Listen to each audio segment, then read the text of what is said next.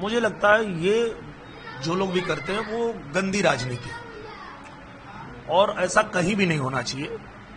देश के किसी भी हिस्से में नहीं होना चाहिए। ये देश इसी बात के लिए जाना जाता है कि यहाँ अलग अलग भाषा है, अलग अलग कल्चर है, उसके बाद भी अनेकता में एकता है। यही तो हमारे देश का कल्चर है और यही इसकी खूबी है, खासियत है। तो मुझे लगता है कि इस तरह की जो लोग भी गंदी राजनीति करते हैं उनको नहीं करना चाहिए, उनको संभल जाना चाहिए, क्योंकि ये तोड़ने की राजनीति है। आप राजनीति करिए पर जोड़ने की राजनीति करिए, तोड़ने की नहीं। तो मुझे लगता है अगर कोई इस तरह की बात करता है और किसी में दम है तो हमको महाराष्ट्र से निकाल के दिखाए। अगर मराठी नहीं बोलने पर मैं नहीं बोलता हूं मराठी, मुझे निकाल के दिखाओ।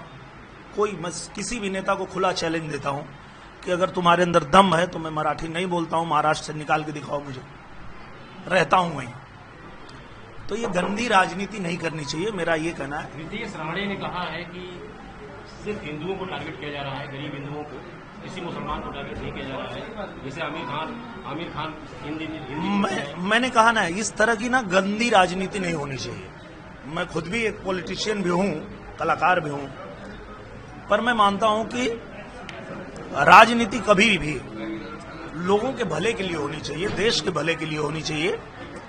इस तरह की गंदी राजनीति नहीं, कहीं भी ये कंपल्सरी होनी चाहिए। बिल्कुल नहीं, बिल्कुल नहीं। देखिए, अगर किसी की क्षमता है कि वो 1, 2, 3, 4, 5 भाषा सीख सकता है तो सीखे, क्योंकि मराठी बहुत अच्छी भाषा है, बहुत प्यारी भाषा है, भोजपुरी जैसे प्यारी भाषा है, गुजराती है, मराठी है, तेलुगु है, तमिल है, कन्नड़ है, सारी भाषाएं बहुत, सबकी अपनी खूबसूरती है। तो वो सबको सीखना चाहिए अगर क्षमता है तो, पर नहीं अगर सीख सकते तो कोई जरूरी नहीं, किसी को जबरी नहीं करना चाहिए।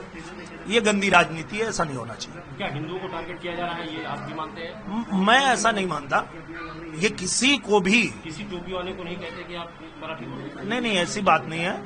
जो गंदी राजनीति करते हैं वो किसी के नहीं होते हैं, चाहे हिंदू हो चाहे मुसलमान हो। जो गंदी राजनीति करते हैं वो गंदी राजनीति करते हैं और वो किसी के नहीं होते हैं, मैं तो ये मानता हूँ। अखिलेश यादव 2 दिन पहले गए थे आपके आजमगढ़ में, उन्होंने अपने कार्यालय को पीडीए कार्यालय बना दिया। ये किस तरह का पहल?